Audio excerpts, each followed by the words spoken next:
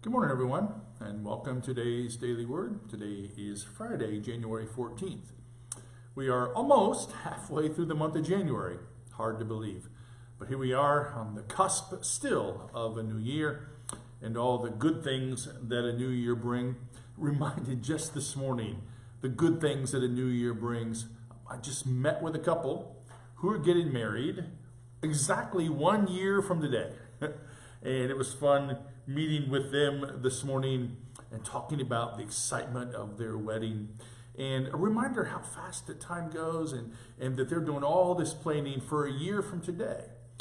And, that's really where we are in life and what God calls us to, and give thanks to God for the opportunity to be in the lives of young people who are getting married. I've married over 460 couples. And so that's just, I just love doing that and meeting with them and sharing in their excitement. Sunday morning, we're going to talk about the wedding in Cana, actually. And I've been asking for wedding pictures from your wedding.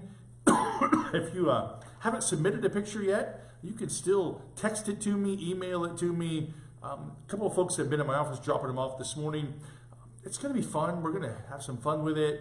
And just share in some conversation about this miraculous thing that happened and what it means to have water changed to wine. It's symbolic, as it was in this story. It changed the party. It was the beginning of Jesus' ministry. But it's also, I think, a metaphor about who God is for us and how God moves in our lives. And so join us in person if you want, or of course, you can join us on Facebook Live at 10:15. So this morning's text came to me yesterday, actually. It's Galatians 6, verse 9. Let us not grow weary in doing what is right, for we will reap at harvest time if we do not give up. Now, I've often interpreted this, thought about this, changed it to say, let's not grow weary in doing good. Now, it's the same thing, maybe doing right and doing good. But this idea of our lives, for we will reap at harvest time if we don't give up. So I've had a pretty rough couple of days with my leg and my hip. My mobility has been very limited the last couple of days, especially. This morning I feel a little bit better and was able to actually be at church and get my work done here today.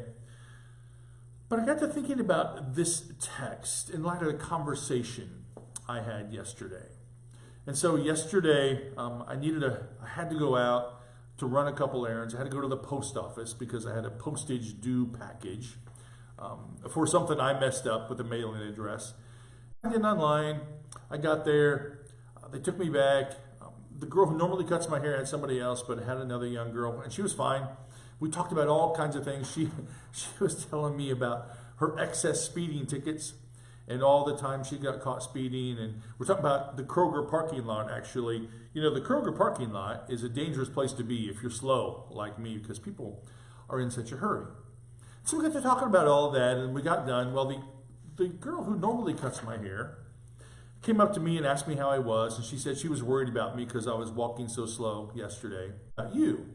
And so she said, yeah, he's a pastor, but he doesn't always tell people because sometimes when I tell people I'm a pastor, I've told you the story, it changes the conversation. And they don't treat me the same. I said, yeah, I don't always tell that story. And so we were standing there talking, and she said to me, well, Jim, I just want you to know, in the context of where I get my hair cut. And I got to thinking about this text because there are days, and we all have them, and the last couple of days have been especially true for me. There are all days that we just want to give up, right? Just give up, be done. And yesterday I was really struggling, but I really wanted a haircut, and so I got that done, and I walked out of there, and I made it to my car, and I got to thinking about this scripture in the light of my conversation with those two girls. Sometimes, if you're like me, and I know you are, I would assume you are, I get weary in doing what is right. I get weary in doing good. Because sometimes I wonder, why should I always do going to not pay off in some reward for me? I don't mean that, but to pay off in the world somehow congealing, being a better place to live. And I got to thinking about this text. When you let us not grow weary in doing what is right, doing what is good. Got in my car, and I thought, what she just said to me, Jim, I just want you to know that I love you and I would never treat you differently. And I'm reminded that I shouldn't grow weary. We shouldn't grow weary in doing what is right. We will reap at harvest time. And, I feel like I reaped yesterday by what she had to say to me. We'll reap at harvest time if we don't give up. And I know it's hard. And I know we get weary. And I know the challenges of the world are tough. And jobs are tough. And we complain about lots of things. But let's remember, friends, that we can't grow weary in doing good, doing what is right. I don't know what I've ever done, that I could point to that would cause her to say that to me yesterday.